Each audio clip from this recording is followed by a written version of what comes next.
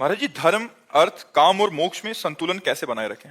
जब हम धर्म के द्वारा अर्थ कमाएंगे तो हमारी कामनाएं हमको रोक नहीं पाएंगी, हम मोक्ष के अभिलाषी बन जाएंगे।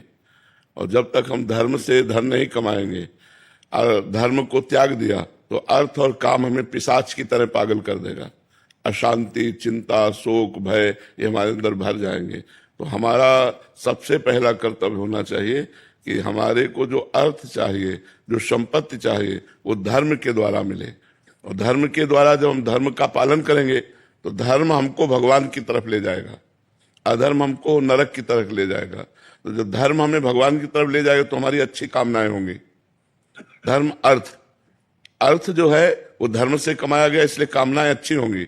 और कामनाएं जब हमारी पूर्ण होंगी या नष्ट हो जाएगी, दो प्रकार से कामनाओं का त्याग होता है, या तो भगवान पूर्ण कर देंगे या तो कामनाएं नष्ट कर देंगे। तो मोक्ष अभिलाषा जग जाएगी कि मैं भगवान को प्राप्त करूं, मैं मुक्त हो जाऊं। इसलिए सबसे पहली बात है धर्माचरण करना।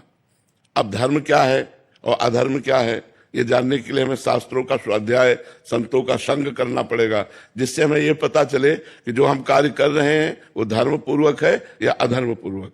तस्मात् शास्त्रम प्रमाणम ते कार्य अकार्यो व्यवस्थित हो। कार्य करना है कि ये अकार्य है, इसका विधान शास्त्र करता है। तो हमें श्रीमद् भागवत का, श्रीमद् भगवत गीता जी का, वेदों का जितना हमारी पहुंच है स्वाध्याय करना चाहिए। तो हमें पता चल जाएगा ये करना चाहिए और ये नहीं करना चाहिए।